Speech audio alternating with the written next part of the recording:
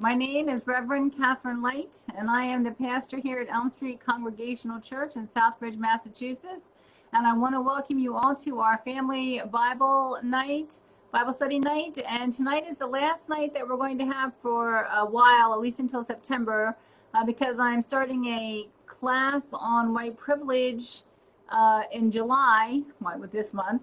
And I have too many nights full of stuff to do on the computer. So we'll still have a Tuesday night Bible study. And if you haven't already signed up for the white privilege class, that's on Zoom. So you do need to have the capability of a camera, or you can do it on telephone. Please let me know. So last week we started the story about Isaac and Jacob in the midrash, and how the midrash paints Jacob as being just wonderful and good, and he's fantastic. He has no flaws. He's obedient. He loves God. He studies. He's just the epitome of wonderfulness. And I'm hearing a rumbling sound. Esau, on the other hand, is just evil. His heart is full of malice. He doesn't care about anything. He kills people. He just does whatever he wants. And he has no sense of responsibility or heritage or anything. And the rabbis paint this picture because their lineage comes through Jacob, not through Esau. And they want their past to look as beautiful as possible, and explain why God chose Jacob over Esau, because Esau was the firstborn, and the firstborn is supposed to get the blessing. And so in Midrash, they kind of gloss over a lot of things and add stuff so that their point of view can be passed on through the ages, so they can explain things and to make themselves feel better. Now, before we get judgy, right, because we want to get judgy, we do it too. And I hope that we all have a few minutes to talk about how we do that.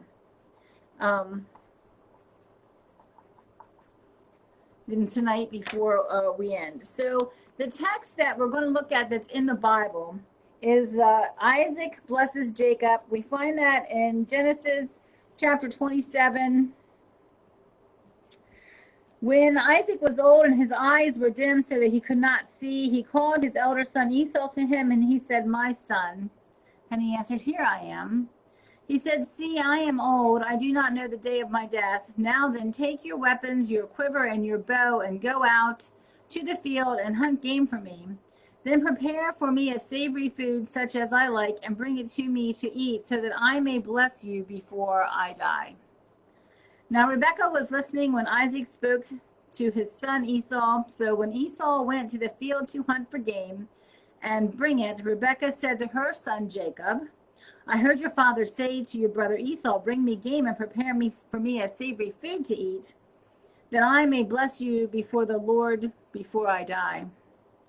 Now therefore, my son, obey my word as I command you. Go to the flock and get me 2 choice kids, so that I may prepare them savory food for your father, such as he likes, and you shall take to your father to eat, so that he may bless you before he dies.' But Jacob said to his mother Rebekah, 'Look, my brother Esau is a hairy man, and I'm a smooth-skinned. Perhaps my father will feel me, and I shall seem to be mocking him and bring a curse upon myself and not a blessing.' His mother said to him, 'Let your curse be on me, my son. Only obey my word and go, get them for me.' So he went and got them and brought them to his mother, and his mother prepared savory food such as his father loved. Then Rebekah took the best garments of her elder son Esau, which were with her in the house, and put them on the younger son Jacob.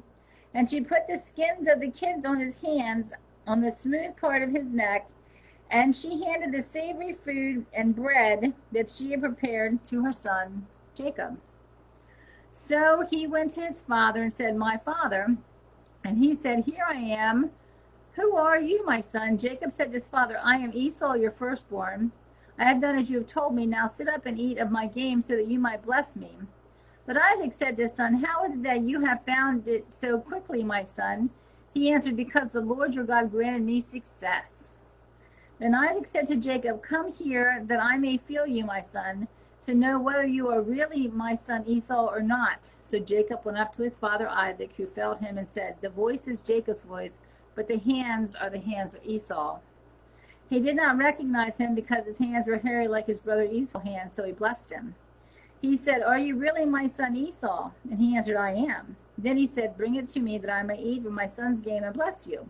So he brought it to him, and he ate, and he brought him wine, and he drank. And then his father Isaac said to him, come near me and kiss me, my son. So he came near, and he kissed him, and he smelled the smell of his garments, and blessed him, and said, the smell of my son is like the smell of the field that the Lord has blessed. May God give you the dew of heaven, and the fatness of the earth, and plenty of grain and wine. The people serve you, and nations bow down to you. Be Lord over your brothers, and over your mother's son bow down to you. Cursed be everyone who curses you, and blessed be everyone who blesses you. So that's the story in the Bible. Now the rabbis paint a slightly different picture. So for the rabbis, Esau goes off to kill the game for his father, and God calls Satan to step in and put stumbling stones in Esau's path to keep him out for a longer period of time. And while he does this, Esau then actually murders somebody. Well, I guess that was before in the story. And the reason that God sends Satan is because God doesn't want Esau to have the blessing. You'd think God could just say, Isaac, I don't want Esau to have the blessing, let's let it be Jacob. But there's all this subterfuge, there's all this storytelling, there's all these reasons why Esau is not up to par for this blessing. And so while Esau keeps catching deer, and the deer keep getting loose, and he has to catch another deer, and it gets loose because Satan is putting these stumbling blocks in his path. Meanwhile at home, Rebekah said to her son Jacob, Jacob, my son, go and prepare good food for your father, and then he will know that you are the worthy one, and he will bless you before he dies. And Jacob, right, in the Bible, okay, but he'll figure it out, and then he might curse me. That's what Jacob says in the Bible. But in the story, he says, I'd rather not do that. I do not want to deceive my father. He is blind and will not know that it is I, Jacob. I am sure he will have a blessing for me too, even after he blesses Esau. Besides, if I trick him into giving me Esau's blessing, he will curse me when he discovers the trick, and I do not want my father's curse. If he discovers your trick, Rebekah says, like in the Bible, she said, I will take the blame for you, and I will tell him that Esau is wicked and does not deserve his blessing, and that you are the one worthy of being blessed. I heard the words he used. He said that he will bless the one who is worthy of being blessed, and that is you. So I'm afraid it will be impossible to deceive him even for a moment. You know how smooth my skin is and how hairy Esau is. If my father touches my arm, he will know at once that I am not Esau. Don't let that trouble you, Rebekah said. Look what I shall do. She took the skin of the two young goats and sewed them together and made a garment to cover Jacob's smooth skin. There, she said, put on the garment of goat skins. Now if your father touches you, he will feel the hair, and he will think you are Esau. But it's wrong for me to do this, said Jacob. I don't want to. How can I deceive my father? In this case, it is not wrong. It is you who deserve the blessing. Your father does not know how wicked Esau is. It will be a sin for your father to give his blessing to someone evil. I must prevent your father from committing this error, which he would surely commit because he is old and blind. That is why I urge you to go now and get the food cooked well and take it to your father and receive the blessing. And Jacob still argues with her, right? In the midrash, he says, well, why don't we just tell dad, right? Well, I just tell father and that Esau doesn't deserve the blessing, and then he'll offer it up to me. Oh, no, my son, Rebekah said, Isaac would not believe us. When Esau is with him, he always pretends to be good. Now, there is no time to convince him that Esau is unworthy. Don't be afraid. Trust me. I know what we are doing is right. So Jacob agreed to his mother's plans.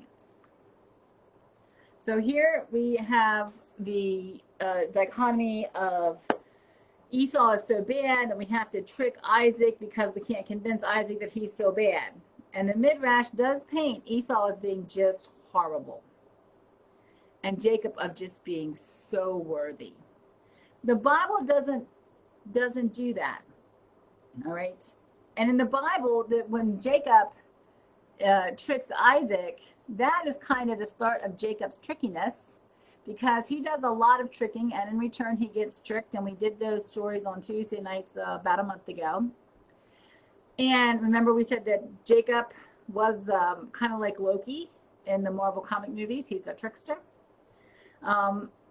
So why do we do this? So the rabbis do this, and we do this too. We make things, we have a selective memory. And we say, well, something is good when something it probably isn't as good, and something is bad when it probably isn't as bad. And we do this with people. And I'm reading this book called Revolutionary Love, and it's by Valerie Kumar.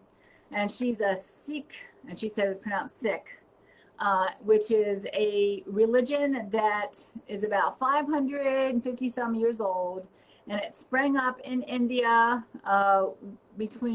there was a group of Muslims and a group of Hindus, and they were warring, and there was a Sikh guru who came up through that and taught love of fellow humans, and to protect people who are weaker than you. And we can learn all about Sikhism later. But the point is that she writes in this book about revolutionary love, and she writes the story about what happened after 9/11. Now, I know where I was 9/11. I was getting ready to go and teach a class on world religions. And I was very young, way back then. And I know there was this feeling that we were really vulnerable during 9/11. And there was a national outcry against the people who had flown the planes into the Twin Towers and caused them to come crashing down. And a fever set out in our land that pushed up, bubbled up the hatred and the white supremacy that has always been part of our story, and really pushed it to the top. And it caused people who were not white, non-white people, Sikhs, Muslims, Southeast Asians, and yes, Arabs, to be attacked.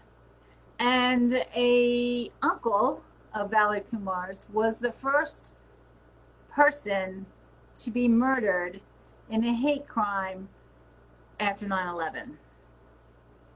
He owned a gas station. He was with the person who the horticulturalist, the person who comes and plants around the gas station, makes it look really nice. And somebody came up in a truck. It was a white man in a truck who had been at a bar, who had been bragging that he was going to go and kill these people, Arabs or Muslims or whatever he called them. And he did. He went out and he shot her uncle in the back 4 or 5 times, killed him, and then went on to shoot at other people too. And killed some more, and then went back to the bar and say, I did it. This was wonderful. So what had happened there is that at this point in our history, in American history, we made a determination that if you were white in America, you belonged in America. You were an American. If you were a different color or a different religion, then you did not belong. And a wave of hate crimes ensued in the years that followed. And we live in a time right now where we have a national fever of white supremacy. And it's this supremacy that is antithetical to the Christian message. And here's why. As a Christian, God commands us to love God, love our neighbor, and love ourselves. Now, he doesn't say, love your neighbor that looks like you, talks like you, acts like you, believes like you, worships like you. He doesn't say that. There's no qualification on neighbor. Everyone is our neighbor. Everyone. And if we are to represent the gospel of Jesus Christ, then we have to forsake the white supremacy that's all around us. And we have to love our neighbors who are different colors, who speak different languages, who are different religions. And that's not an easy task to do, because everything about what we're taught in school, about our history, everything is filtered through the lens of white is good, English-speaking people are good, and anything else is bad. It's just like the rabbis did. So we have to fight against that. We have to push against that. And we're required to do that because we're required to love God and neighbor. And I see that Miriam says white people are less than 50%. I don't know if that's true, but it doesn't mean that we don't have that white supremacy idea. So Christianity started out in the Middle East with no white people. They were from the Levant, so they were dark-skinned. They had hooded eyes. They didn't look anything at all like the pictures of Jesus we have today. And we have turned Jesus into a white person. Now, on one hand, Jesus does mirror who we are, and that if we're white or black or whatever, that we see Jesus that way. But what we have done is we have made Christianity a white, English-speaking religion. And when we do that, we label that good and everything else bad, just like the rabbis. And we need to be mindful not to do that. Because if we are really to mirror the love of Christ for others, if we are to take serious the love God, love your neighbor, love yourself, if we are to take serious the Lord's Prayer, which in our tradition prays almost every week, our Father who art in heaven, hallowed be thy name, thy kingdom come, thy will be done on earth as it is in heaven. And give us this day our daily bread, and forgive us our debts as we forgive our debtors. And lead us not into temptation, but deliver us from evil. For thine is the kingdom, the power, and the glory forever. Right? If we take that seriously, then there is no room for white supremacy in our lives. Now, I know most of us don't think we're white supremacists, and we're not probably the overt white supremacists that go around doing all kinds of horrible things and attacking people who are different colors. But we do have white privilege. And we have to start looking at that privilege that we have, and we need to start dismantling it because it is antithetical to the gospel of Jesus Christ. So that is something to think about and to contemplate of just how we're going to go about doing that. So like I said, in August 20th, I will be starting teaching a white privilege class. The curriculum comes from the United Church of Christ. It is free online. You can go to the UCC website and look at it. When we do take a look at ourselves and when we do start to see our world as it's really put together, it's kind of like a matrix event because there's all kinds of systems and frameworks that keep us from seeing what's really there. And the more money we have and the more privilege we have, the less we see the world as it really is because we've protected ourselves. So part about being a Christian is being like Jesus and being vulnerable and seeing the world the way it really is. I see that we are up against time. Like I said, this is the last Wednesday night class we're going to have for about 2 months. I am so glad that you have spent this time with me. I hope that you will join me on Tuesday nights. Let us have a word of prayer. Holy God, our Father, our Mother, we thank you for the things that you have given us, for the blessings that you have given us, and for the things that you have taken away. And we ask for you to take away the rose-colored glasses that we wear, the layers and layers of things that we see through, so that we might see your world as it really is, so that we might do as we have asked to do when you bring the kingdom here, so that we can live in your kingdom here together as brothers and sisters with all in the world. That we let go of our ideas of supremacy and rightness and whiteness and embrace the humanity that you have created. In Jesus' name we pray. Amen. Thank you for joining me. I hope to see you on Tuesday nights. God bless.